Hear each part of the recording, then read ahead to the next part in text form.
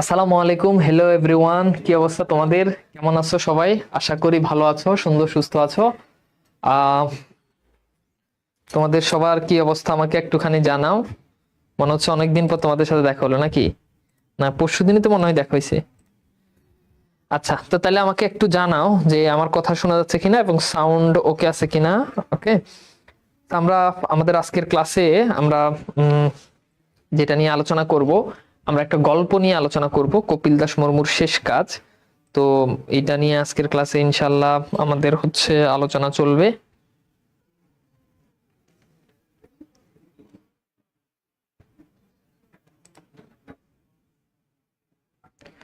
সবাই একটুখানি জয়েন করো। আজকে আমরা আলোচনা করব কপিল দাস মুর্মুর শেষ কাজ, এই গল্পটা নিয়ে আমাদের আজকের ক্লাসে ইনশাল্লাহ আলোচনা হবে।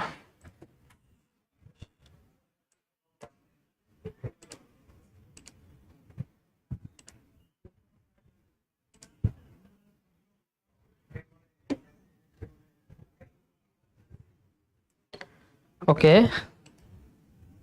কথা শোনা যাচ্ছে কিনা এবং সাউন্ডটা ওকে আছে কিনা আমাকে এইটা একটু এনশিওর করো, তাহলে আমি মনে হয় যে ক্লাসের দিকে চলে যাওয়াটাই বেটার, নাকি? আচ্ছা, তো ঠিক আছে, আমি দেখতে পাচ্ছি যে সাউন্ড ঠিক আছে। ওকে, আসসালামু আলাইকুম ভাইয়া। ওয়ালাইকুম সালাম, ভেরি গুড। কি অবস্থা তোমাদের? সবাই ভালো আছো কিনা তোমরা? কেমন আছো? কি খবর তোমাদের? সাউন্ড ওকে কিনা? ভাইয়া আপনি কেমন আছেন? আলহামদুলিল্লাহ, আমি ভালো আছি আল্লাহর অশেষ রহমতে। আজকে একটা চমৎকার ক্লাস হবে আশা করি।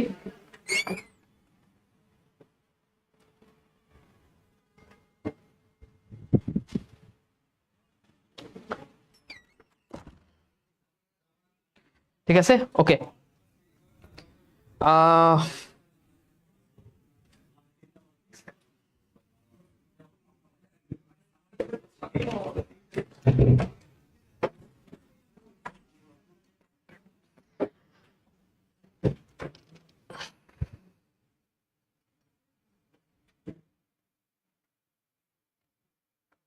ঠিক আছে, সাউন্ড ক্লিয়ার, তাহলে আমরা শুরু করি নাকি? সাউন্ড ক্লিয়ার আছে, ভেরি গুড। অনেকে জয়েন করে ফেলেছো, থ্যাংক ইউ সো মাচ। তো আজকের গল্প যেটা, এই গল্পটা আসলে অনেক বেশি মানে মজাদার গল্প, বিষয়টা এরকম না। বাট গল্পটা আমাদের পাঠ্য বইতে সবচেয়ে নিরস গল্প যেগুলো, এগুলোর মধ্যে একটা। নিরস বুঝো, মানে তেমন একটা রসকস নাই এই গল্প। তো পড়তে গেলে যে অনেক মজা পাবা এরকম না, বাট যেহেতু আমাদের সিলেবাসে আছে, আমরা এই গল্পটা পড়বো। তো আমরা একটু দেখি প্রথমত, এই যে এখানে কপিল দাস মুর্মু, এই কপিল দাস মুর্মুটা আসলে কে, এটা একটু জানতে হবে। কপিল দাস মুর্মু এটা আসলে কে? এই কপিল দাস মুর্মু হচ্ছে একজন ব্যক্তির নাম। তিনি একজন বৃদ্ধ ব্যক্তি। তিনি তার এই বয়সকালের, অর্থাৎ তিনি যখন বুড়ো হয়ে গেছেন, তখন তিনি আসলে চিন্তা করতেছেন যে তার যে যৌবনের যে ইতিহাস, তার যৌবনে তিনি কি কি কাজ করছে। এখন দেখা যাচ্ছে বয়সের সাথে সাথে যখন তিনি বৃদ্ধ হয়ে গেছেন, তাকে তার ছেলে তাকে একটু কম মূল্যায়ন করতেছে। সাধারণত হয় না, একটা বুড়া মানুষ তাকে কি, ধরো ঘরে কোনো একটা আলোচনা হবে, কোনো একটা কিছু হবে, তো বুড়া মানুষ যে বুড়ো হয়ে গেছে দাদা, তার কাছ থেকে কি খুব একটা কনফার্মেশন না হয় না? সে কি এগুলোতে খুব বেশি এঙ্গেজ থাকে না? তো এই জন্য আসলে যেটা দাঁড়ায় সেটা হচ্ছে, এই যে কপিল দাস মুর্মু গল্পে কপিল দাসের সেই যে যৌবনের যে স্মৃতিচারণ, আমরা সেই স্মৃতিচারণটা আমরা দেখি আমাদের এই কপিল দাস মুর্মু এই গল্পে। তো আমরা এই গল্পটা সম্পর্কে প্রথমত আমাদের মনে হয় যে আমাদের একটু ধারণা হয়েছে। আমরা চেষ্টা করব এই গল্পটা সম্পর্কে খুব ভালো করে আমরা পড়ার জন্য, বুঝার জন্য। আমার মনে হয় ইনশাল্লাহ তোমরা যদি খুব ভালোভাবে যদি এই কপিল দাস মুর্মু শেষ কাজ এই গল্পটা যদি পড়তে পারো, ইনশাল্লাহ তোমাদের এইগুলো নিয়ে আর কোনো ধরনের কোনো দুশ্চিন্তা থাকবে না।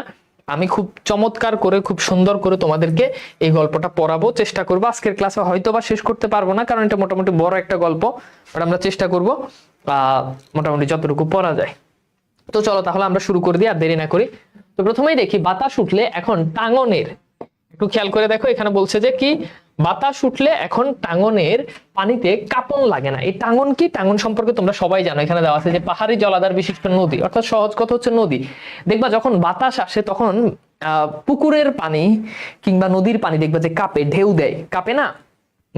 তো এই যে দেখো এই কাঁপাকাঁপির যে ব্যাপারটা, এটাকে বলে, এটা হচ্ছে কি, এটা টাঙ্গনের পানির কথা বলছে। তো টাঙ্গনের পানি এখন যখন বাতাস আসে তখন আর টাঙ্গনের পানি কাঁপে না, পানি এখন অনেক নিচে। তার মানে পানি যখন অনেক নিচে, এই জায়গা থেকে আমরা কি শিখলাম? এই জায়গা থেকে শিখলাম যে পানি একেবারে শেষের দিকে, অর্থাৎ বর্ষার যখন একেবারে শেষ সময় থাকে তখন পানির যে অবস্থা ওটা কিন্তু একেবারে পানি কিন্তু নিচের দিকে থাকে। তো নদীতে এখন পানি অনেক নিচের দিকে, বালি কেটে কেটে ভারী ধীর স্রোত এখন, হ্যাঁ, শীতের টাঙ্গন বয়ে যায়। অর্থাৎ ওই যে টাঙ্গন আছে, টাঙ্গনে বালি কাটতে কাটতে এখন টাঙ্গনটা অনেক গভীর হয়ে গেছে। মাটি কাটা অনেক সময় পুকুর থেকে দেখছো, তখন পুকুর অনেক গভীর হয়ে যায়। আর পুকুর যত গভীর হবে পানি তত কি হবে, যতই পানি থাকুক পানি ওই নিচের দিকে থাকবে, তলানিতে থাকবে। পানির তলায় বালি চিকচিক করে, চিকমিক করে, কোথাও কোথাও সবুজ গুল্ম। গুল্ম কি, অর্থাৎ বলতেছে, লেখক বলছে যে এখানে যে পানির নিচে যেই পানির নিচে বালি থাকে, দেখছো তোমরা পুকুরের পানিতে নিচে বালি থাকে, এই বালিগুলো যে চিকচিক করে, পানি একেবারে স্বচ্ছ হওয়ার কারণে, পরিষ্কার হওয়ার কারণে, তো এই বালিগুলো চিকচিক করলে সেটা বোঝা যায়। এবং এটাও দেখা যায় যে পানির নিচে সবুজ গুল্ম। সবুজ গুল্ম মানে কি, সবুজ গাছ। যে সবুজ গাছগুলো যে থাকে, সবুজ যে গুল্ম থাকে, এই সবুজ গাছ স্রোতের ভেতরে ভাটির দিকে মাথা রেখে এপাশ ওপাশ ফিরে। অর্থাৎ ওই যে স্রোতের পানির পুকুরের মধ্যে বা টাঙ্গনের নিচে যে যে গাছগুলো থাকে, এই গাছগুলো এরকম এরকম করে ধুলে, সবুজ যে গাছগুলো থাকে এই গাছগুলো এমন এমন করে ধলে। তো সেটার বর্ণনা দিচ্ছে এখানে। তারপর বলছে চতুর দু একটা মাছ তীর তীর করে উজানে ছুটে গেলে আবার ভাটিতে ফিরে আসে। অর্থাৎ দুই তিনটা মাছ ওই পানি, স্বচ্ছ পানির মধ্যে মাছ একবার উজানের দিকে যায় আবার ভাটির দিকে, অর্থাৎ একবার স্রোতের বিপরীত দিকে যায় আবার স্রোতের দিকে আসে, এরকম। কিন্তু কাঁপে না পানির স্রোত। এমনকি সাঁকো, এই সাঁকো সম্পর্কে তোমরা সবাই জানো। সাঁকো হচ্ছে যেটাকে আমরা বলি ব্রিজ বলি না, তো আগে গ্রাম অঞ্চলে এখনো আছে যে বাঁশ দিয়ে হচ্ছে, ধরো এটা একটা খাল, ঠিক আছে, এই খাল পার হওয়ার জন্য এরকম বাঁশের সাঁকো দেয়। তো সেটার কথাই বলছে যে সাঁকোর উপর দিয়ে চিনির কলের ভারী আখ বওয়া টাকগুলো যাওয়ার সময় না। অর্থাৎ বলতে যে এই যে নদীটা আছে, এই যে টাঙ্গন আছে, এই টাঙ্গনের পানি কাঁপে না, এবং নর্মাল সময় তো কাঁপে না। যখন এই যে সেতুর উপর দিয়ে যখন চিনির কল বুঝো, অর্থাৎ কলকারখানা বা চিনির কলের যে ট্রাক আছে, এই ট্রাকগুলো যখন আখ নিয়ে যায়, আখ বুঝো, আখ বওয়া ট্রাক মানে আখ বয়ে নিয়ে যায়। আখ মানে হচ্ছে যেটাকে তোমরা কুইশাল বলো, আখ তো সবাই চিনো। এই আখ যখন চিনি বানায় কিন্তু আখ দিয়ে, তোমরা জানো কিনা, চিনি কি দিয়ে বানায়, আখ দিয়ে বানায়। তো যখন এই ট্রাক যখন উপর দিয়ে যখন যায় তখন এটা আর কাঁপে না। যখন উপর দিয়ে যখন ট্রাক যায় তখনও আর কি কাঁপে না। সাঁকোর থামগুলো ঘুম ঘুম শব্দ করে। থামগুলো মানে সাঁকোর যে পিলার যেগুলো থাকে আর কি, এগুলো কি করে, ঘুম ঘুম শব্দ করে। কিন্তু পানির স্রোতে তেমনি ধীর, তেমনি শান্ত। অর্থাৎ এখন যে টাঙ্গনের পানি আছে, এই পানির স্রোতগুলো এখন আর অনেক বেশি তীব্র না, খুবই ঠান্ডা। মানে পানি এখন মনে হচ্ছে লড়েই না। আসমান কান্দর, কান্দর মানে হচ্ছে খাত, আর দিগন্ত জুড়ে যে শীতের একটা শান্ত ভাব থাকার কথা, সেই ভাবটা টাঙ্গনের স্রোতে আজকাল সব সময় ধরা থাকে। অর্থাৎ শীত আসলে যেমন পানি অনেক ঠান্ডা, মানে পানি উত্তাল থাকে না, একেবারে মনে হচ্ছে পানি নিজেও ঝিমাইতেছে, এরকম একটা ব্যাপার।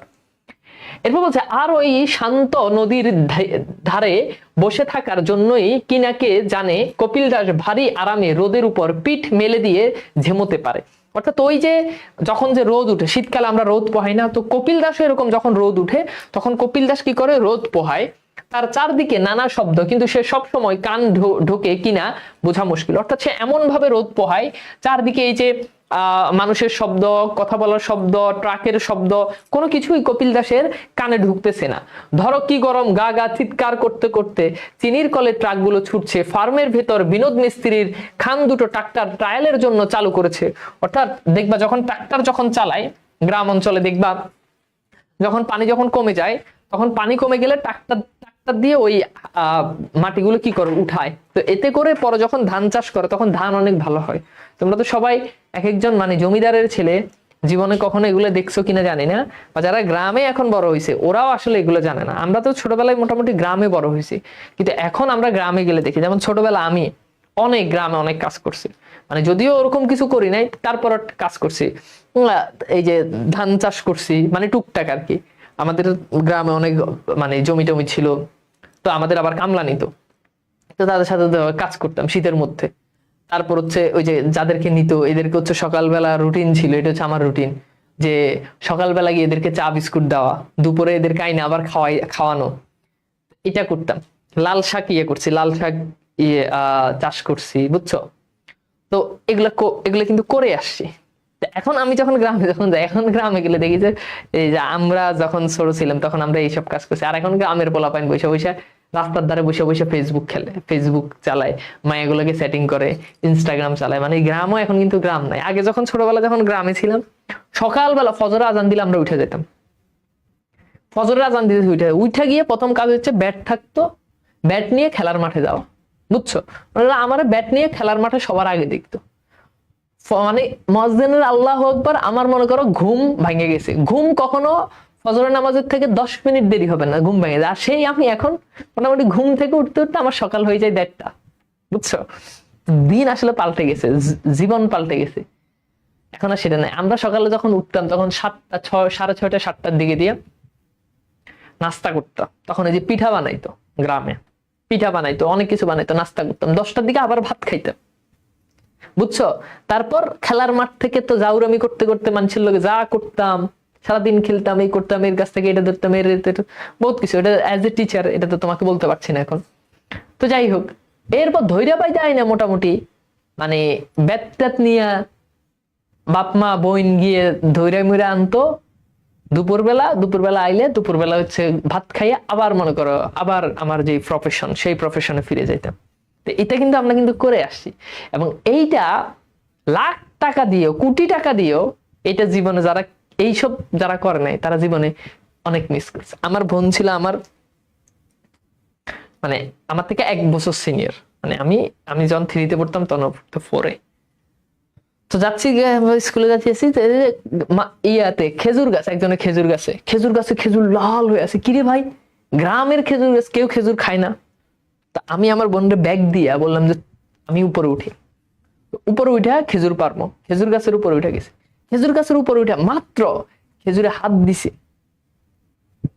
ওই যে ভোমরা থাকে না, এইটা মনে করো মানে আমার পুরা মুখ হাত পা সব মানে কামড়াইয়া নাই, আমি ঠাস করে মনে করো নিচ থেকে পড়ে গেছি, মানে মুখ ফুইলে এমন হয়ে গেছে। এইটার জন্য 1 মাস আমি বেড রেস্টে ছিলাম। বাইরে যেই ব্যথা, এগুলোতে কামড়াই দিলে অনেক বিষাক্ত খুবই। তো সেই রকম কামও কিন্তু করে আসছি, বুঝছো? আবার বয়স যখন বাইরে গেছে, ধরো যখন 7-8-এ যখন পড়তাম, তখন তো অন্য লেভেলের মানে বান্দরামি করতাম, বুঝছো? কার কাছে ডাব থাকতো, নামাজ পড়তে যাইতাম, তারাবির নামাজ তো 20 টাকা, তারাবির নামাজ 20 টাকা, সবাই মানে তারাবির নামাজ 2 রাকাত, সর্বোচ্চ 4 রাকাত পড়ে বাইরে শুরু করে দিতাম, বুঝছো? এইসব কিন্তু করে আসছি। এইটা জীবনে এটা একটা পার্ট। যারা জীবনে এইসব কাজ যারা করে নাই, গ্রামে যারা থাকে নাই, তারা আসলে এগুলো জীবনেও এগুলো মিস করবে। আমরা কত কিছু বলছি যে বইলা এগুলো শেষ করা যাবে না। এখনকার জেনারেশন এগুলো চিন্তা, এখন যারা গ্রামে থাকে ওরা এগুলো চিন্তা করতে পারে না, বুঝতেছো? 2 টাকা করে কিনে আমরা 2 টাকা 4 টাকা 5 টাকা করে উঠাইয়া বল কিনতাম, ট্যাপ কিনতাম, বুঝছো? আর ব্যাট কি দিয়ে বানাইতাম জানো? ব্যাট বানাইতাম ওই যে নারিকেলের যে ইয়েগুলো আছে না, এই নারিকেলের কাইটা তারপর হচ্ছে করতাম, ব্যাট বানাইতাম। শীতকাল আসলে ব্যাডমিন্টন খেলাইতে, ব্যাডমিন্টনের তো টাকা নাই, কি করতাম আমরা জানো? সিলেট আছে না, সিলেট, ওই যে আগে তো বলবেন সিলেট দিয়ে, শক সিলেট দিয়ে লিখতো, সিলেটের কাইটা তারপর এটা দিয়ে খেলতাম। তো সেই যে শৈশব, ওই শৈশব কোটি টাকা দিয়েও এখন আসলে আর পাওয়া যাবে না। পাওয়া যাবে বলো? পাওয়া যাবে না। এগুলো জীবন একটা মানে এইগুলো আসলে যারা করে নাই তারা বুঝবে না। তো যাই হোক, এখানে এই প্রসঙ্গগুলো আসছে, তখন ওই যে যেটা বলতেছি যে ট্রাক্টর যখন চালু করবে তখন ট্রায়াল দিত ট্রাক্টর, যে ট্রাক্টরটা আসলে ঠিকঠাক ভাবে কাজ করতেছে কিনা। তো এই বিনোদ মিস্ত্রি ট্রাক্টর গুলো ট্রায়াল দিত, তখন ধকধক শব্দ করতো, কিন্তু কপিল দাসের সেগুলো কানেই আসতো না। সকাল দুপুর রাত ধরে ক্রমাগত হয়ে চলেছে নদীর উপরে, নদীর ওপারে আবার কোথায় এক রাখাল সারাদিন ধরে একটা বুনো সুর বাজাতে বাঁশি বাজিয়ে যাচ্ছে। তাহলে ওই নদীর ওই পারে আবার দেখা যাচ্ছে যে একটা রাখাল সে বাঁশি বাজাচ্ছে, তো সেই শব্দগুলো কপিল দাসের কানে আসতেছে না। কিন্তু কপিল দাস চুপচাপ, মাথাটা ডাইনে বায়ে অল্প স্বল্প দুলছে, আর সে বসে রয়েছে, তো রয়েছে অর্থাৎ সে ওখানে বসেই রয়েছে, আর মাথাটা একটু পরপর একটুখানি দোলে, আর কিছু না। তো আসো আমরা একটুখানি প্রশ্ন সলভ করি। সেখানে দেখতে পাচ্ছ যে পানির তলায় কি চিকচিক করে, পানির তলায় কি চিকমিক করে। তো আমরা যদি প্রশ্ন সলভ করতে যাই, তাহলে তো এগুলো তো আসলে তোমাদেরকে তো আসলে এগুলো আনসার করা যাবে না, ঠিক আছে। তো আমরা যদি দেখি, খেয়াল করো, ওকে, তো তোমরা এগুলো সলভ করো, দেখো পারো কিনা, সলভ করো দ্রুত। তাহলে কি হবে বলো তো, যে পানির তলায় কি চিকমিক করে, বলো, কোশ্চেন গুলো সলভ করো। পানির তলায় কি চিকমিক করে, পানির তলায় কি চিকমিক করে।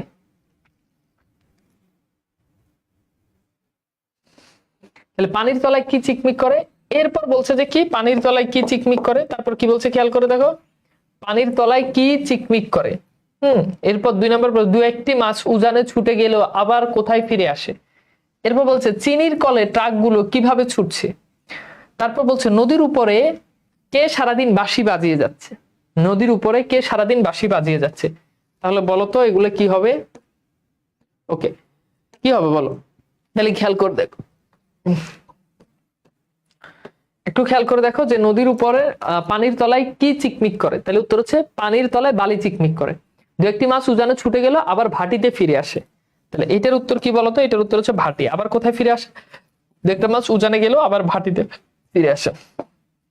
এরপর হচ্ছে দেখো চিনির কলের ট্রাকগুলো কিভাবে ছুটছে, উত্তর হচ্ছে ঘা ঘা চিৎকার করে ছুটছে। এই যে ঘা ঘা, এই সাউন্ড গুলো মনে রাখবে, এগুলো পরীক্ষাতে প্রশ্ন আসে। নদীর উপরে কে সারাদিন বাঁশি বাজিয়ে যাচ্ছে, উত্তর হচ্ছে রাখাল। কে বাঁশি বাজিয়ে যাচ্ছে, রাখাল নদীর উপরে সারাদিন বাঁশি বাজিয়ে যাচ্ছে। তো কোশ্চেন গুলো পরীক্ষাতে আসবে, হ্যাঁ। আচ্ছা, এরপর দেখো ওদিকে ছাগল ঢুকে গিয়ে যদি সবজি ক্ষেত তছনছ করে, কি বিন্দামাজির বউ সোনামুখী নাগেন হরের বোন সিলভির সঙ্গে ঝগড়া বাঁধায়। অর্থাৎ গ্রাম অঞ্চলে যেমন ঝগড়া হয়, হ্যাঁ, তো বিন্দামাজির বউ সোনামুখী নাগেন হরের সাথে ঝগড়া করতেছে সেগুলো।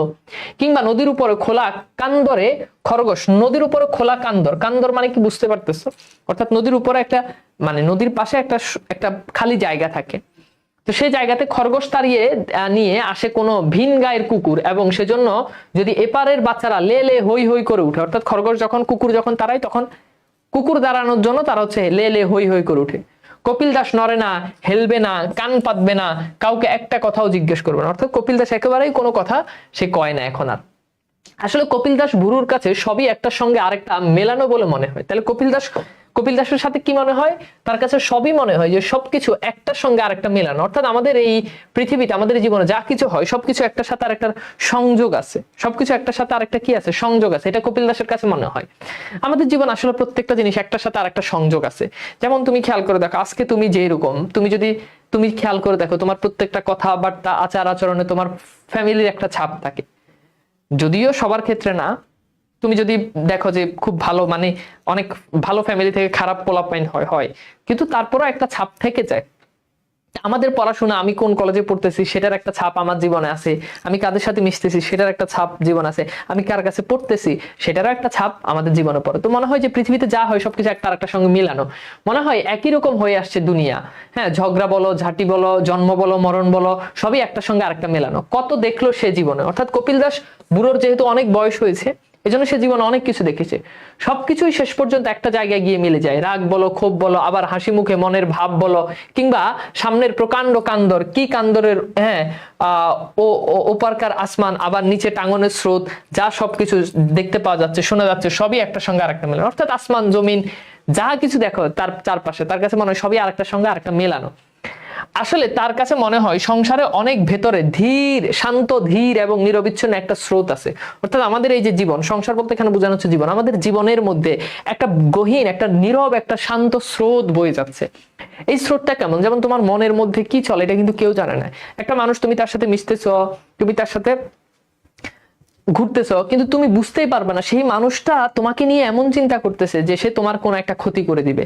একটা মানুষের সাথে তুমি খুবই ভালো, দেখতেছো খুবই হাসি খুশি, 2 দিন পর দেখলা যে সেই মানুষটা সুইসাইড করে মারা গেছে। তার মানে তার জীবনের মধ্য দিয়ে এমন কোনো কিছু চিন্তা করতেছে, সেই চিন্তা সে তোমার কাছে শেয়ার করতেছে না। তুমি যার সাথে মিশতেছো, মনে হচ্ছে সে তোমাকে দুনিয়ার সবচেয়ে ভালোবাসে, কিন্তু 2 দিন পর দেখা গেল সে তোমাকে রেখে আরেক বেটার হাত ধরে চলে গেছে। তার মানে আমাদের জীবনের ভেতর দিয়ে, আমাদের এই জীবনের ভেতর দিয়ে আরেকটা শান্ত স্রোত বয়ে যায়, যেটা নিজে ছাড়া আর কেউই জানে না। সবকিছুর উপর দিয়ে স্রোত বয়ে যায়, সেখানে কাঁপন নেই, উত্তেজনা নেই, চিৎকার নেই, সবকিছু সেখানকার ক্রমাগত একটার সঙ্গে আরেকটা মিলে যাচ্ছে। এর বলছে ঠিক এই ধরনের একটা গা ছাড়া পরিতৃপ্তি ভাব আজকাল তাকে পেয়েই বসেছে। তাহলে বলতো এই যে তাকে, কাকে এই গা ছাড়া ভাব পেয়ে বসেছে বলতো? কাকে এই গা ছাড়া ভাবটা পেয়ে বসেছে বলতো? আর সেজন্য শীতের রোদের পিঠ দিয়ে ভারী আরামে সে ঝিমোতে পারে। বয়স বেড়ে গেলে সম্ভবত মানুষ এরকম একটা অবস্থা হয়ে যায়। এখানে একটা গুরুত্বপূর্ণ লাইন বলছে, অর্থাৎ বয়স বেড়ে গেলে মনে হয় মানুষ এরকম, তার আর দুনিয়াদারি সম্পর্কে আর কোনো কিছুর কোনো খবর নাই। মানে দুনিয়াদারি সম্পর্কে তার আর কোনো কিছুর কোনো খবর নাই। যখন বয়স বেড়ে যায় মানুষ কোনো কিছু চিন্তা করে না, মানুষ আর নিজের মতো করে থাকে, কারোর সাথে কথা বলে না, যে এটা। আবার কিছু কিছু মানুষের বয়স যত বাড়ে সে তত খারাপ হয়ে যায়, যত বাড়ে তত সে চিন্তা করে যে কার লগে একটু ঝামেলা করবো, কার লগে একটু ঝগড়া করবো, কারে দুইটা গালি দিতে পারবো। এটাও কিন্তু আবার অনেক মানুষের আছে। তো কপিল দাস মনে হয় যে বয়স হওয়ার কারণে সে এমন হয়ে গেছে, তবে সবসময় এমন ভাব থাকে না। আর তখনই পুরনো ঘটনার ছবি সাজিয়ে আসে চোখের সামনে। অর্থাৎ যখন সে একা যখন বসে থাকে তখন তার মনের মধ্যে আগের যেই চিন্তা, সেই চিন্তা, আগে সে কি কি করছে এইসব চিন্তা। যেমন আমরা যখন খুব একা থাকি তখন আমরা কি করি, আমরা আমাদের আগের চিন্তাগুলো স্মরণ করি, যে আগে একটা সময় হ্যাঁ এই আমি এমন করতাম, এটা করতাম, ওটা করতাম, এরকম। তো এরপর বলছে যে পুষণা পরব মানে হচ্ছে বিশেষ একটা পূজার আয়োজন, একটা অনুষ্ঠান। পুষণা পরবে সে কি তুমুল নাচ জুড়েছে কপিল দাস, অর্থাৎ কপিল দাস এবার তার স্মৃতিচারণ করতেছে। যখন পুষণা পরব যখন হয়েছে, এই পুষণা পরবে সে একটা মানে ডিস্কো ডান্স একটা দিছে, অনেক ভাবে সে নাচছে। সেই নাচের কথা, তার গলায় বাঁধা মান্দল মানে হচ্ছে, মান্দলকে বলা হয় মাদল, এটা হচ্ছে এক ধরনের ওই যে তোমার এটাকে কি বলে বাদ্যযন্ত্র। তো কিরকম শূন্যে ঘুরপাক খাচ্ছে, মেয়েদের গলায় কেমন শানানো স্বর, অর্থাৎ মেয়েরাও তখন শানানো স্বর, শানানো মানে খুব ধারালো। কপিল দাস দেখতে দেখতে নিজের যৌবন কালে চলে যায়, একের পর এক ঘটনা মনে পড়তে থাকে তার, আর ওই একই রকম স্মৃতি তার সামনে পুরনো পসরা মানে কি বিক্রয়ের জন্য প্রদর্শিত দ্রব্য। তো পসরা খুলে বসে, অর্থাৎ আমরা যেমন কোনো কিছু বিক্রি করতে বাজারে যখন কোনো কিছু বিক্রি করতে যাই তখন এটাকে খুলে বসতে হয় না, এরকম মনে হচ্ছে সে তার অতীতের স্মৃতিগুলো খুলে বসছে, একটার পর একটা সে স্মরণ করতে থাকে। সে ভারী সুখে ওইসব পুরনো ঘটনার মধ্যে বিচরণ করে, অর্থাৎ সে এবার তার আগের যে স্মৃতিচারণ এগুলো সে করতে থাকে। একবার সে কি হলো, মহাজনের ধান খামারে বাড়ি থেকে কিষানের হাতে বিলিয়ে দিলি, মনে আছে সে কথা? এবার সে নিজেকে নিজে প্রশ্ন করতেছে যে কপিল দাস তোর কি এটা মনে আছে কিনা। তো এখানে একটা গুরুত্বপূর্ণ ক্যারেক্টার, সেটা হচ্ছে মহাজন। এই মহাজনটা হচ্ছে, তখন দেখবা গ্রাম অঞ্চলে তখনকার সময় মহাজন ভিত্তিক একটা সমাজ ব্যবস্থা ছিল, যে মহাজন মানুষদেরকে দেখা যায় টাকা দিচ্ছে, জমি দিচ্ছে, তো সেখান থেকে আসলে যেটা প্রফিট আসতেছে সেটার একটা ভাগ আবার মহাজন নিয়ে নিচ্ছে। তো এখানে সেটাই বলছে যে মহাজনের ধান খামার বাড়ি থেকে কিষান মানে হচ্ছে কৃষকের হাতে বিলিয়ে দিলে, অর্থাৎ মহাজনরা সাধারণত কি কৃষকদের উপর নির্যাতন করতো, জুলুম করতো। কপিল দাস ছিল খুবই সাহসী, সে এই মহাজনের ধানগুলো নিয়ে কৃষকদেরকে দিয়ে দিচ্ছে। এটা সে চিন্তা করতে যে কপিল দাস তোর কি এটা মনে আছে, মানে নিজেকে নিজে প্রশ্ন করতেছে। আর ম্যানুয়াল পাদ্রি, এই ম্যানুয়াল পাদ্রিটা হচ্ছে, তোমরা বুঝতে পারছো, খ্রিস্টান ধর্মের একটা গুরুত্বপূর্ণ ধর্মীয় ক্যারেক্টার। তো এই ম্যানুয়াল পাদ্রির কথা বলতেছে। ম্যানুয়াল পাদ্রি টাঙ্গনের পানিতে ধাক্কা মেরে ফেলে দিয়েছিল, সে এতটাই সাহসী ছিল। ম্যানুয়াল যে পাদ্রি ছিল, এই পাদ্রিকে সে কি করছে, টাঙ্গনের পানির মধ্যে সে ফেলে দিছে, এটা সে এবার মনে নেই। চকিতে সে কি খেতে পাই বর্ষার ভরা টাঙ্গনের পানিতে পাদ্রি তলিয়ে গেল। এবার যখন সে ফেলে দিল তখন পাদ্রি একেবারে তলিয়ে গেল। ঘোলাটে পানির মধ্যে কালো জুতো শুদ্ধ তার পা দুখানি উপর উৎক্ষিপ্ত হতে দেখা গেল স্পষ্ট ভাবে। অর্থাৎ যখন সে কি করলো, যখন সে টাঙ্গনের পানিতে যখন তাকে ফেলে দিল তখন দেখা যাচ্ছে যে তার খালি পা দুটো উপরের দিকে, মানে মাথা নিচের দিকে।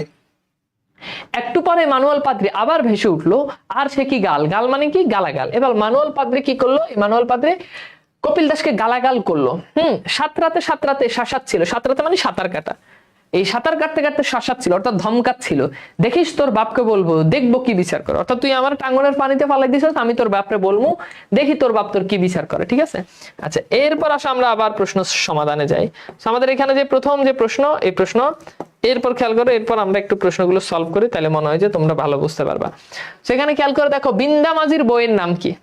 খুব গুরুত্বপূর্ণ প্রশ্ন, এটা অনেকবার পরীক্ষাতে প্রশ্ন আসছে। এটা তো ভুল, কারণ এটা থেকে এখনো 26 বছর পরীক্ষা হয় নাই। সোনামুখী কার সঙ্গে ঝগড়া বাঁধা? এরপর হচ্ছে কপিল দাস কাকে ধাক্কা মেরে টাঙ্গনের পানিতে ফেলে দিয়েছিল। এটাও খুব এই যে জ্ঞানমূলক প্রশ্নগুলো, এগুলো থেকে দেখবে যে হুবহু। শানানো মানে হচ্ছে ধারালো, তীব্র। শানানো স্বর মানে তীব্র স্বর, অনেক উঁচু স্বর, এরকম বুঝায় আর কি। ঠিক আছে, ওকে, বুঝতে পারছো? ওকে, তাহলে বলো তো কি হবে, বিন্দামাজির বইয়ের নাম কি? এই কোশ্চেন গুলো, এখানে 3টে কোশ্চেন আছে, 3টে কোশ্চেনই খুবই গুরুত্বপূর্ণ প্রশ্ন, মানে অত্যন্ত গুরুত্বপূর্ণ প্রশ্ন। আশা করি তোমরা এই প্রশ্নগুলো মানে গুরুত্ব দিয়ে তোমরা সলভ করবা। ঠিক আছে, আচ্ছা তাহলে চলো আমরা একটুখানি দেখি। সো আমাদের প্রথম যে প্রশ্ন, যে বিন্দা মাঝির বইয়ের নাম কি? তাহলে বিন্দা মাঝির বইয়ের নাম হচ্ছে সোনামুখী। বিন্দা মাঝির বইয়ের নাম কি? সোনামুখী। ওকে, সোনামুখী সিলভির সঙ্গে ঝগড়া বাঁধায়। আমরা একটু আগে পড়ে আসছি। কপিল দাস কাকে, এটা তো সবাই জানো, যে মানুয়াল পাদ্রিকে সে কি করছে, ধাক্কা মেরে ফেলে দিয়েছে। আচ্ছা, এরপর দেখো সেই ছেলেবেলার কথা, হাপন ছিল যখন সে, অর্থাৎ যখন সে বালক ছিল, যখন সে যুবক ছিল। হাপন মানে হচ্ছে বালক। হ্যাঁ, তারপর বলছে তোর তীর কি কিরকম নিখুঁত নিশানায় গিয়ে বিত্ত। বিত্ত মানে লেগে যেত, গেঁথে যেত। কপিল দাস মনে নাই সে কথা? হ্যাঁ মনে আছে। কপিল দাস মাথা দুলিয়ে দুলিয়ে নিজেকে শোনায়, সব মনে আছে। অর্থাৎ কপিল দাস নিজেকে প্রশ্ন করে যে তুই কত ভালো তীর চালাইতে পারতে। অর্থাৎ কোনো জিনিস নিশানা করলে, টার্গেট করলে সেই তীর সেখানে গিয়ে আটকে যেত। অর্থাৎ যেটা সে টার্গেট করতো ওখানে গিয়ে তীর কি আটকে যেত। এবার সে নিজেকে এটা স্মরণ করাচ্ছে যে তোর কি মনে আছে? নাই মনে থাকবে না কেন? সান্তালের বাচ্চা। এই সান্তাল মানে যে সাঁওতাল। অর্থাৎ সে এবার গর্ব করে বলতেছে যে সে তো সাঁওতালের ছেলে, বা আমি সাঁওতালের ছেলে, আমি বলবো কি করে? দেখ তো খরগোশের পেছনে কে ছুটছে অমন, সুখদেবের বেটা চতুর মাঝি নাকি বিনোদ দিবদাসের বেটা কপিল দাস। তো এইবার যখন ওই খরগোশের পিছনে কে ছুটতেছে, তার বলছে আর ওই দেখ কপিল দাসের শিকারী কুকুর কিরকম ছুটে যাচ্ছে তীর খাওয়া শিকারের পিছনে। দেবদাস মনের ভিতরে স্পষ্ট দেখতে পায় তার কালো রঙের কুকুরটাকে, যেটা তার কিশোর কালের সঙ্গী ছিল সর্বক্ষণ। কুকুরটা শেষ পর্যন্ত বাঘে খেলো। তাহলে কুকুরটাকে শেষ পর্যন্ত বাঘে খেয়ে ফেলছে। এই লাইনটা দ্বারা অনেক কিছু বোঝা যায়। অর্থাৎ তখন ছিল সাধারণত, এখন যে সভ্যতা সেই সভ্যতা তখন ছিল না। মানুষজন পাহাড়ে বাস করতো, বনের মধ্যে বাস করতো। তো তখন অনেক বেশি এই যে যারা ছিল তাদের প্রফেশনও ছিল অধিকাংশ যে শিকারী, তারা শিকার করতো বন থেকে। তো কুকুরটাকে বাঘে খেয়ে ফেলছে। তো এখন তুমি সুন্দরবনে গিয়েও তো বাঘ পাইতে তোমার কষ্ট হয়ে যাবে। তো তখন বাঘ এত অ্যাভেলেবেল ছিল, বুঝছো? কপিল দাস এক একদিন আবার নিজের কাছে গল্প ফাঁদে। গল্প ফাঁদে মানে কি? বানায় নিজের কাছে নিজে এক একদিন এক একটা গল্প বানায়। দূর থেকে দেখা যায় বুড়ো থেকে থেকে থেকে মাথা নাড়াচ্ছে আর ঝুঁকে ঝুঁকে দুলছে। অর্থাৎ কিছু কিছু মানুষ দেখবা নিজে নিজে মাথা দুলায়, নিজে নিজে কথা বলে। এইরকম কপিল দাস দেখা যাচ্ছে। কোন গল্পটা আরম্ভ করবে সে? বাহ, গল্পের কি আর শেষ আছে? নিজেই শোনায় বুড়ো, ধরো মেলার সেই দিনকার ঘটনাটা। এবার সে মেলার দিনের একটা ঘটনা বর্ণনা করতেছে। মেলার গল্পটা হঠাৎ মাঝখান থেকে শুরু হয়ে যায়। অর্থাৎ মেলার যে গল্প, এই গল্পটা তার একদম প্রথম থেকে মনে নাই কপিল দাস মুর্মুর। এই জন্য সে কি করে, মেলার গল্পটা মাঝখান থেকে সে শুরু করে। কেন যে বেছে বেছে মেলার গল্পটাই শুরু হয় সে এক আশ্চর্য ব্যাপার। গল্প আরম্ভ করলেই সে মেলার ঘটনায় চলে আসে। কিংবা ওই ধান কাটার ব্যাপারটা ধরো না কেন, আদিয়ার, আদিয়ার মানে হচ্ছে কৃষক, আদিয়ার, আর যোদ্ধার মানে হচ্ছে মহাজন। এই শব্দ দুটো মনে রাখবা। আদিয়ার মানে কি? আদিয়ার মানে হচ্ছে কৃষক, আর যোদ্ধার মানে কি? মহাজন। তো বলছে আদিয়ার যোদ্ধার মাঝখানে পড়ে গেল সাঁওতালদের বস্তি। অর্থাৎ কপিল দাস মুর্মুরদের যে বস্তিটা ছিল, এই বস্তিটা হচ্ছে কৃষক এবং মহাজনের। অর্থাৎ এক পাশে কৃষকদের জমি, আরেক পাশে মহাজনদের জমি। এই মাঝখানে যেটা আছে ওইটা হচ্ছে সাঁওতালদের, হ্যাঁ, জমি আর কি। সাঁওতালরা ওখানে বস্তি, তারা ওখানে থাকে। গোপীনাথ হ্যাঁ করে না, ডাইনে বায়ে তাকায় না। ওদিকে কে একজন আগুনের কুণ্ডুলির উপরে আরেক বোঝা নাড়া চাপিয়ে দিয়ে গেল। ধাউ ধাউ করে জ্বলে উঠলো আগুন, আর ওই আগুনের আলোয় গোপীনাথের কপাল চকচক করতে লাগলো। কিন্তু সে সাদা চুল ভর্তি মাথাটা ঝুঁকিয়ে বসে আছে তো বসে আছে। অর্থাৎ কপিল দাস নড়ে না, আগুন লেগে গেল সে আর লড়ে না। তো এরপর দেখো এখানে বলছে যে কপিল দাসের কুকুরের রং কি ছিল। এরপর বলছে কপিল দাসের কুকুর কে খেয়েছে? বাঘে খেয়েছে। আদিয়াল ও যোদ্ধার শব্দের অর্থ কি? দেখছো, এই যে কোশ্চেন দুটা খুবই গুরুত্বপূর্ণ। সাদা চুল ভর্তি মাথা বলতে কার মাথাকে বোঝানো হয়েছে? কপিল দাসের। তো এগুলো সবই তোমরা পারবা। হ্যাঁ, এগুলো জাস্ট এখানে কোশ্চেন গুলো দেওয়া আছে যাতে তোমরা পড়তে পারো। সাঁওতালদের তখন কি মুশকিল ভাবো দেখি। মহাজনরা বসত করবার জায়গা দেয়, আবার জমি দেয় গৃহস্থির। গৃহস্থির মানে হচ্ছে গৃহস্থলী কাজকর্ম আর কি, গৃহস্থী। গৃহস্থির কাজ দেয়, সেই মহাজনদের বিপক্ষে কেমন করে দাঁড়ায়। অর্থাৎ মহাজনরা যখন নানা রকম সাঁওতালদের উপর অনাচার অত্যাচার করতেছে, তখন তাদের বিপক্ষেও আবার কিভাবে দাঁড়াবে? কারণ ওই সাঁওতালদেরকে খাওয়া পড়ার জন্য জমি দেয়, টাকা দেয়, সবই দেয়, কিন্তু আবার তাদেরকে দিয়ে আবার ব্যবসাও করে। এরপর বলছে মহাজনদের সব দেয়, হ্যাঁ সব দেয়, কিন্তু পেটের ভাতটা কি সারা বছর দেয়? মরল। মরল মানে হচ্ছে যারা হচ্ছে গ্রামে যারা নেতৃত্ব দেয়, অর্থাৎ সাঁওতালদের মধ্যে যে প্রধান তাকে বলছে। দেয় দেয় পেটের ভাতটা, এইরকম সব বাদানুবাদ। কিন্তু যদি ভিটে মাটি থেকে তুলে দেয় তাহলে?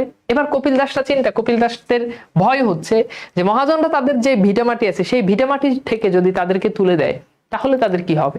ভিটে মাটি থেকে তাদেরকে তুলে দিলে তো তারা কোথায় গিয়ে বাস করবে? এরকমের সব তর্কাতর্কি। ওদিকে গোপীনাথ কিছুই বলে না। মোরল হলে বোধ হয় এই অবস্থায় কিছু বলা যায় না। তাহলে যদি পরীক্ষা প্রশ্ন হয় মোরলের নাম কি বলতো? সাঁওতালদের মোরলের নাম কি? উত্তর কি হবে বলতো?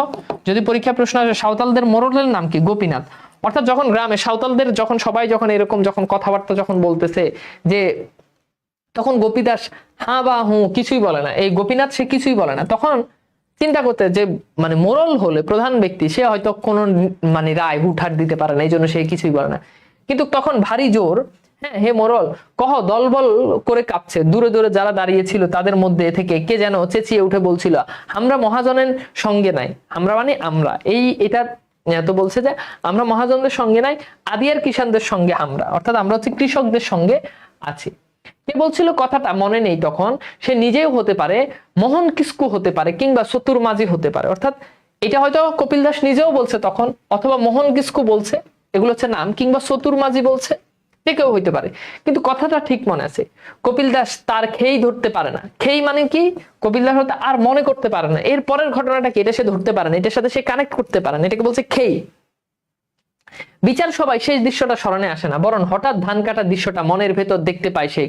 কপিল দাস মাঠে নেমেছে, পাশের ক্ষেতে মোহন কিস্কু, এটা বই টরি সারা কান্দর, কান্দর মানে হচ্ছে যে নিচের খালের নিচে যে জায়গাটা থাকে, আরেকটা মানুষ দেখা যায় না। ধান গাছের নোয়ানো পাতায়, হ্যাঁ শীষের গায়ে তখনও রাতের হিম ফোটায়, হিম মানে হচ্ছে যে শিশির আর কি, হিম ফোটায় ফোটায় জমে আছে। রোদের তাপ গায়ে লাগে কি লাগে না এমন কুয়াশা।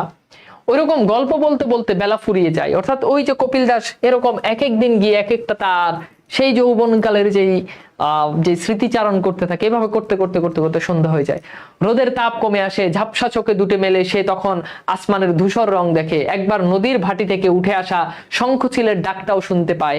বাতাসে তখন শীতের কামড় তার দুহাতের আঙুল ছেঁড়া কটরের বোতাম দুটি খুঁজতে থাকে। আর ওই সময় তার চোখে পড়ে যায়, দেখে কজন লোক টাঙ্গনের উঁচু পারে দাঁড়িয়ে বস্তির দিকে হাত তুলে কি জানি দেখাচ্ছে। অর্থাৎ যখন সন্ধ্যা হয়ে যায় তখন কপিল দাস দেখে কয়েকজন লোক তাদের যে বস্তি, ওই বস্তিতে তারা হচ্ছে দাঁড়ায় দাঁড়ায় বস্তিটা দেখাই দিচ্ছে। তখন কপিল দাস খুব ভয় পায় যে এই যে মানে তারা কেন আমাদের বস্তির দিকে আঙুল তুলতেছে। এখন কেউ যদি তোমার প্রতিদিন এসে তোমার মানে তুমি বুঝতেছো তুমি অন্য জায়গায় বসবাস করতেছো, এখন তারা যদি এসে তোমার ঘর বাড়ি প্রতিদিন দেখে যায়, তাহলে তোমার ভিতরে একটা ভয় কাজ করবে, না জানি আমাকে এখান থেকে উঠাই দেয়। কপিল দাস ভয় পাচ্ছে। লোকগুলো সে চিনতে চেষ্টা করে, ওইখানে এই সময় কারা, অমন পরিষ্কার জামা পরা লোকটা। অনেকক্ষণ ধরে লোকটা নাড়াচাড়া ভঙ্গি লক্ষ্য করলো, লক্ষ্য করতে করতে মনে পড়ে গেল কদিন আগে বোধহয় ওদের এভাবেই দেখতেই বসেছে সে। আবাদের জমি দেয় কারা, মহাজন। গল্পে মোরলের নাম কি বলতো? এই যে এটা তোমাদেরকে একটু আগে বলছিলাম, নদীর ভাটি থেকে উঠে আসে কিসের ডাক বলতো, এটা একটু সলভ করো তো। টাঙ্গনের উঁচু পারে দাঁড়িয়ে বস্তির দিকে হাত তুলে দেখানো মানুষজনের জামা কাপড় কেমন ছিল বলতো।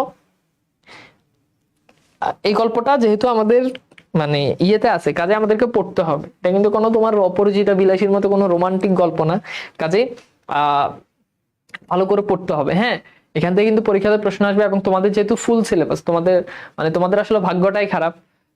5-6 বছর ধরে শর্ট সিলেবাস হয়ে গেছে, এখন তোমরাই আইসা মানে অর্ধেক পড়া তোমাদের বেড়ে গেছে, বুঝছো? তো বাবা একটু সিরিয়াস হও, একটু সিরিয়াস হও। 24 ব্যাচ, 25 ব্যাচ, 23 ব্যাচ, 22 ব্যাচ, ওরা কিন্তু অনেক কম পড়ছে। মানে ওরা যা পড়ছে তোমরা এর ডাবল পড়বা। তো বুঝতেই পারতেছো যে আসলে তোমাদেরকে বেশি পড়তে হবে। এখন তোমাদের ডেডিকেশন তাদের থেকে বেশি হতে হবে, তাই না? বাট তোমরা যদি তাদের থেকে যদি কম পড়ো, তাদের থেকে যদি তোমাদের ডেডিকেশন যদি কম হয়, তাহলে তো কি হবে বুঝতে পারতেছো। তো গল্পে মোরলের নাম কি? মোরলের নাম কি? গোপীনাথ। ঠিক আছে, আচ্ছা এরপর খেয়াল করে দেখো, নদীর ভাটি থেকে কিসের শঙ্খচিলের আওয়াজ।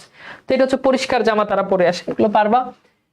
ঠিক এইভাবে দাঁড়িয়ে দাঁড়িয়ে বস্তির দিকে হাত তুলে কি যেন বলছিল, বলা বলি করছিল। সে এক সময় চিনতে পারে পরিষ্কার জামা কাপড় পরা লোকটা ম্যানেজার মহাজন ছাড়া অন্য কেউ হতে পারে না। কিন্তু এমন সময় ওখানে দাঁড়িয়ে ওদের কি কাজ একবার মনে হয় জরিপ, হ্যাঁ হচ্ছে বোধ, অর্থাৎ হয়তো জায়গা জমি জরিপ করতেছে।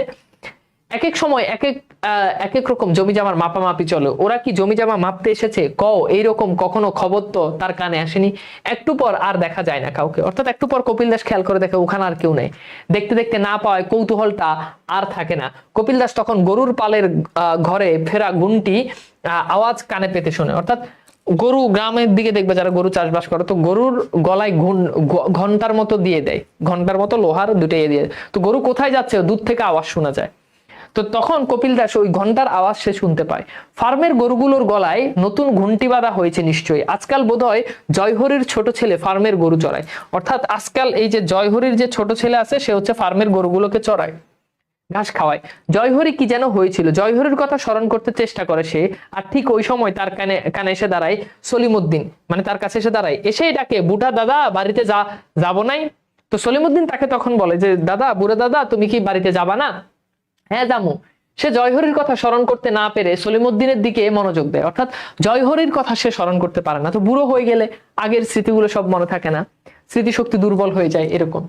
ছোরা কোত্থেকে এসেছে সেই কথা জিজ্ঞেস করতে করতে উঠে দাঁড়ায় সলিমুদ্দিন তখন কুয়াশায়, হ্যাঁ সরি কুশিয়ার, কুশিয়ার মানে যেটা তোমাদেরকে বললাম কুশাল বলে, এক এক অঞ্চল এক একটা বলে। কুশিয়ার খেতে মানে আখ খেত, হ্যাঁ কি কাণ্ডটা ঘটেছে সে ঘটনার বর্ণনা আরম্ভ করে এবং আরম্ভের মুখে সে জানিয়ে দেয়, বুঠা দাদা তোমার বস্তিটা আর এইটে থাকবে না, অর্থাৎ বুড়া দাদা তুমি যে বস্তিতে বাস করো এই বস্তিটা এখানে আর থাকবে না, অর্থাৎ মহাজনরা তোমাদেরকে সরিয়ে দিবে।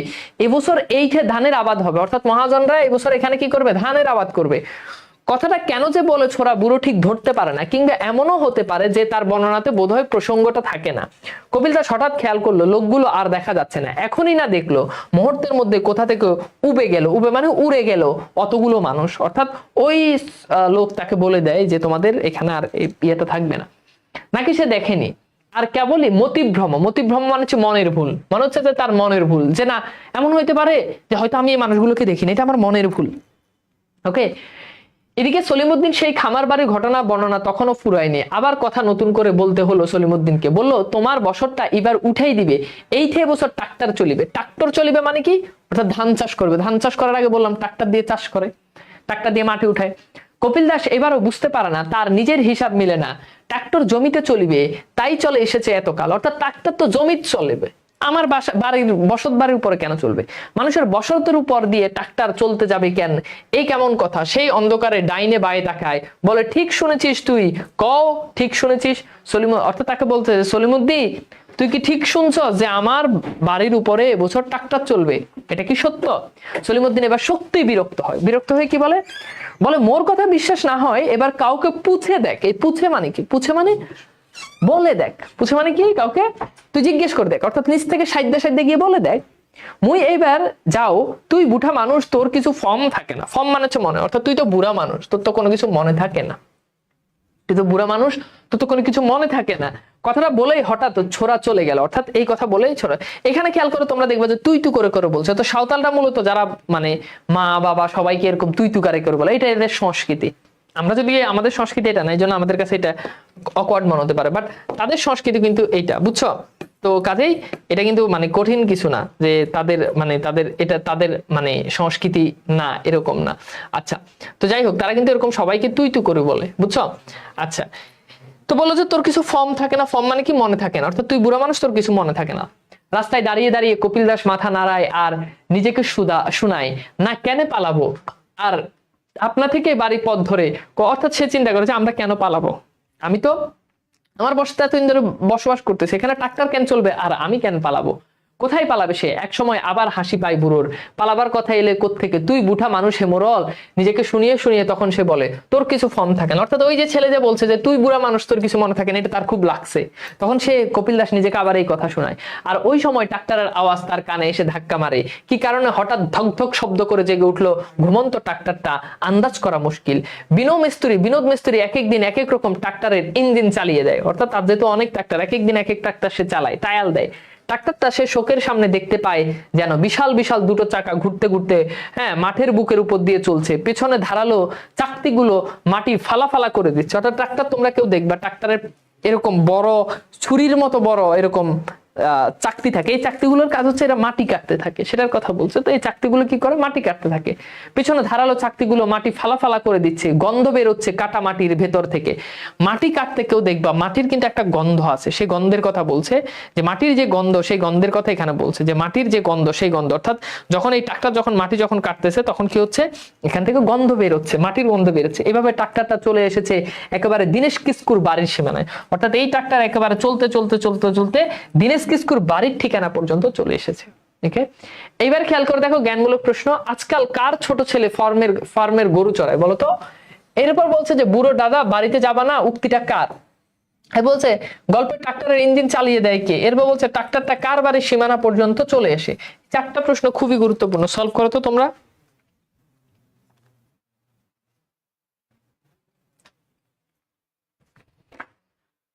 দ্রুত সলভ করো।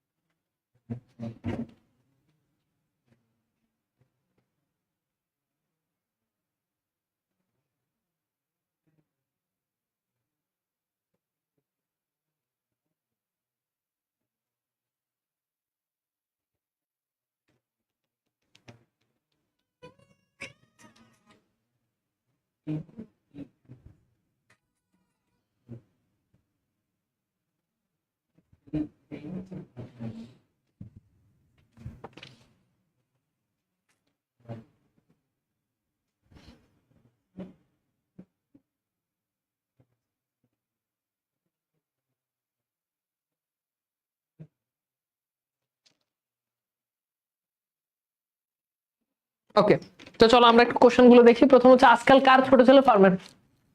তাহলে কি জয় হরির ছোট ছেলে, তাই না? জয়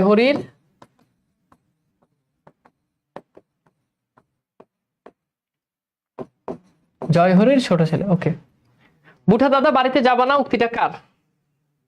সলিমউদ্দিন। তো এটা কে কে বলো তো?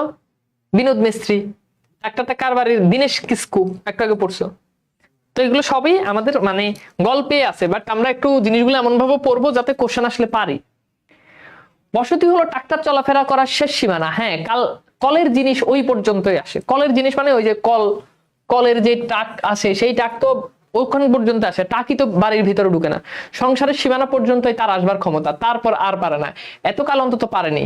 এবার এখন সেই কলের জিনিস হুড়মুড় করে ঢুকে পড়ে দীনেশ কিস্কুর উঠানে। অর্থাৎ এবার কলের যে ট্রাক্টর আছে, ওই ট্রাক্টরটা বা যেই ট্রাক্টর, এটাও এখন ভিতরের দিকে ঢুকে যায়। ঘরের দেওয়ালে ভোতা নাক ঢুকিয়ে উল্টো দিকে দেওয়ালে পুরো বেরোচ্ছে। দৃশ্যটাকে সে মনের ভেতর দেখতে পায়, আর তাই দেখে সে ভয়ানক অস্থির বোধ করে। একই কথায় ট্রাক্টর চলে আসবে সংসারের বুকের ভেতর। সংসারের বুকের ভেতর মানে ট্রাক্টর কেন বাড়ির ভেতরে ঢুকে যাবে, এটার কথা বলছে। অর্থাৎ এটা দ্বারা বোঝাচ্ছে যে সাঁওতালদেরকে এখন মহাজনরা আর মূল্যায়ন করতেছে না। সাঁওতালদেরকে যদি মহাজনরা যদি মূল্যায়ন করে, তাহলে তো এই অবস্থা হয় না। সাঁওতালদেরকে তারা যখন মূল্যায়ন করবে, এখন একটা মানুষ তোমাকে যখন রেসপেক্ট করবে, তোমাকে যখন ভয় পাবে, তখন সে তোমার ঘরের পর্যন্ত ট্রাক্টর নিবে না, দূরে রাখবে। এটা তারা বুঝাচ্ছে যে মানে কপিল দাস মুর্মুর যে সাহসিকতা, যে আমাদের জেনারেশন আমরা যখন ছিলাম তখন এটা চিন্তা করতে পারে না। এখন আমরা বুড়ো হচ্ছি, এখন তারা আমাদের জমি, আমাদের বসত বাড়ি নিয়ে তারা মাপঝোক করতেছে। এইসব কপিল দাস বুড়োর এখন মনে পড়তে থাকে এই বস্তি উঠে যাওয়ার ব্যাপারটা আকস্মিক না। আকস্মিক মানে হঠাৎ। অর্থাৎ এই যে বস্তিটা যে উঠে যাবে, এই চিন্তা কিন্তু হঠাৎ করে হয় না, এটা বহু আগ থেকে চলতেছে। তাহলে এই কি শেষ পর্যন্ত পরিণতি? বস্তিটা উঠে যাবে আর ট্রাক্টর চলতে থাকবে ঘর বাড়ি ভিটে মাটির উপর দিয়ে। কোথায় একটা মেয়ে মানুষের মাথা গরম করে মাতালের দিকে দা উচিয়ে তেরে যাওয়ার ঘটনা, আর কোথায় বাড়িঘর সংসার শুদ্ধ লোটপাট করে দেওয়ার, কিসের সঙ্গে কিসের জড়ানো। কিন্তু ভাবো তো, বসতটা কত পুরনো, মনে আছে তোর? হ্যাঁ বাহে বড় মোরলের বেটা, তোর কি ফর্ম আছে? ফর্ম মানে মনে। অর্থাৎ সে নিজেকে নিজে প্রশ্ন করতেছে, আমাদের এই বসত এটা কত আগের, অথচ এখন তারা চিন্তা করতেছে যে তারা আমাদের বস্তিটা উঠিয়ে দিবে। হ্যাঁ ফর্ম আছে মানে মনে আছে। বিচার বসলেই ফার্মের অফিস গড়ে, অর্থাৎ বিচার বসে এই ফার্মের অফিস গড়ে। ফার্ম থাকে, ওই যে গরুর যে ফার্ম আছে, ওই ফার্মের অফিস গড়ে তখন সালিশ দরবার এগুলো হতো আর কি। কে একজন সাহেব মানুষ সুদাচ্ছিল, আর সে উত্তর দিচ্ছিল। সুদাচ্ছিল মানে বলতেছিল, কবে দেন প্রাচীনকালে এসেছিল একদল মানুষ, সেই দলের মোরল ছিল শিবনাথ। অর্থাৎ প্রাচীনকালে একদল মানুষ এসেছিল, সেই দলের আবার মোরল মানে প্রধান ব্যক্তি ছিল শিবনাথ। শিবনাথ আর গুলিন ছিল। এই শিবনাথ আবার কি ছিল? সে ছিল গুলিন। এটা পরীক্ষাতে প্রশ্ন। গুলিন মানে হচ্ছে ওঝা, যারা ওই যে মন্ত্রতন্ত্র এগুলো করে আর কি। কিন্তু গুণিন হলেই কি সব হয়? হ্যাঁ, কখনোই হয় না। অর্থাৎ গুণিন হলেই যে সে যেটা বলবে এটাই হবে, এরকম না। এ পর্যন্ত বলার পর আর বলতে পারেনি। মহিন্দর হচ্ছে তার ছেলে। এটা খুব গুরুত্বপূর্ণ যে কপিল দাস মুর্মুর ছেলের নাম কি? উত্তর হচ্ছে মহিন্দর ধমকে উঠছিল, পরে জানিয়েছিল, তুই আর আমার সঙ্গে আসিস না বাপু, তোর কথার কোনো ঠিক নাই। অর্থাৎ তার ছেলে তাকে বলতেছে যে তুই আমার সাথে আসিস না, তোর কথার কোনো ঠিক নাই। তুই কোন কথা কইস বুঝোস না। অর্থাৎ কোথায় কোন কথা বলতে হবে এটা তুই বুঝোস না। হ্যাঁ মোরল, তুই বুঠা মানুষ, তুই কি করবি পারিস না। ওই দিনই কে যেন বলছিল কথাটা। এবার কপিল দাস চিন্তা, ওই যে সলিমউদ্দিন তাকে বলছিল তুই বুড়া মানুষ, তোর কিছু মনে থাকে না। এখন তার ছেলেও আসলে এটাই বলতেছে, তখন সে নিজেকে নিজে এটা নিয়ে কথা বলতেছে। কপিল দাস কথাটা নিজেকে নিজে শোনালে আরেকবার, তুই বুঠা মানুষ হে মোরল, তোর কিছু করার নাই। একবার নয়, ঘুরে ঘুরে কথাটা সে বলেই চললো। আর দেখে দেখে ভারী গভীর দীর্ঘশ্বাস পড়লো কয়টা। অর্থাৎ হতাশা যে তাকে এখন সবাই মূল্যায়ন করতেছে না। আর ওই দীর্ঘশ্বাস তাকে বার্ধক্যের অক্ষমতা স্মরণ করিয়ে দিতে লাগলো। অর্থাৎ সে যে বুড়ো হয়ে গেছে, এই জন্য তার কথার যে এখন কোনো দাম নাই, এটা তাকে হচ্ছে স্মরণ করিয়ে দিচ্ছে। বাড়ি ফিরতে ফিরতে তার দেরি হয়ে যাচ্ছে। ততক্ষণে ঠান্ডায় পা দুখানি অসার মানে অচেতন, একেবারে ছোটবোধ নাই, লড়াচড়া করে না এমন। মাঝে মধ্যে আমাদের পা একেবারে ঝিমাই যায়, মনে হচ্ছে পাতে রক্ত চলাচল করতেছে না, এরকম। উঠানের আগুনের কাছে বসে বসে সে হাত পা সেকে দিচ্ছে। শীতকালে আগুন দিয়ে সেক দেয় এরকম। মহিন্দরের বউ বিন্নি, এই মহিন্দরের বউ বিন্নি অর্থাৎ তার ছেলের বউয়ের নাম হচ্ছে বিন্নি, থালাই করে ভাত নিয়ে যায় আগুনে, তাতে ততক্ষণে আরাম লাগছিল কপিল দাসের। অর্থাৎ তাকে থালাতে করে, থালা মানে প্লেটে করে ভাত নিয়ে যায়, ভাতের পাশে এক টুকরো পোড়া মাংস খেতে পেয়ে সে খুশি হয়। তার মানে বুঝতে পারতো তাদের প্রধান খাবার কি ছিল? পোড়া মাংস। অর্থাৎ তারা যে শিকারী ছিল এটা আমরা এখানেও দেখতে পাই। নাতিদের সুদাই কি শিকার পেয়েছিল তারা? নাতিদের জিজ্ঞেস করে, সুদাই মানে কি বলে যে কি শিকার পেয়েছিল। মহিন্দরের ছেলে শিকারের গল্পটা আরম্ভ করে। মহিন্দরের ছেলে এবার শিকার, অর্থাৎ তার নাতি তাকে এবার শিকারের গল্প শোনায় বোধ হয়, কিন্তু তার গল্পে বুড়ো মনোযোগ দিতে পারে না। দাদা বড় জঙ্গলে নাকি ভাগ থাকে? এবার ওই তার নাতি তাকে জিজ্ঞেস, দাদা বড় জঙ্গলে নাকি ভাগ থাকে, কথা কি সত্য?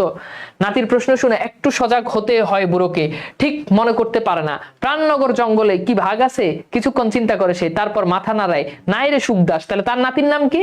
তার নাতির নাম হচ্ছে সুখদাস। এগুলো মনে রাখতে হবে। অর্থাৎ তার যেই ছেলের বউয়ের নাম কি, তার ছেলের নাম কি, তার নাতির নাম কি। ওইঠে মানে ওইখানে, ওইঠে ভাগ টাগ নাই কিন্তু ছিল এক সময়। সে তার নাতিকে বলে ওখানে ভাগ নাই, এক সময় ভাগ ছিল, এখন আর কোনো ভাগ নাই। প্রাণনগর, এই বনে জঙ্গলের নাম মনে রাখবে যে প্রাণনগর জঙ্গল এক সময় ভাগ ছিল, এখন আর নাই। এরপর দেখো কপিল দাসের ছেলের বইয়ের নাম কি? বিন্নি। কপিল দাস মুর্মুর শেষ কাজ গল্পে কোন জঙ্গলের নাম উল্লেখ আছে বলতো? এই প্রশ্নটা এই যে একটু আগে বলছিলাম। এরপর দেখো বিন্নি কপিল দাসের জন্য থালাই করে ভাত আর কি নিয়ে আসে বলতো? বুঝছো? ওজা মানে ওই তো যারা মন্ত্র সিদ্ধ করে, তন্ত্র মন্ত্র করে, সাপ ধরে, এইসব কাজ যারা করে তাদেরকে বলা হয় ওজা।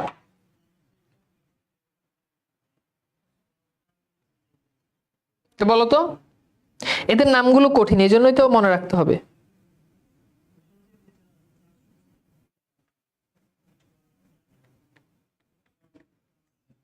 ওকে, তাহলে এটা কি বলতো? প্রাণনগর জঙ্গল।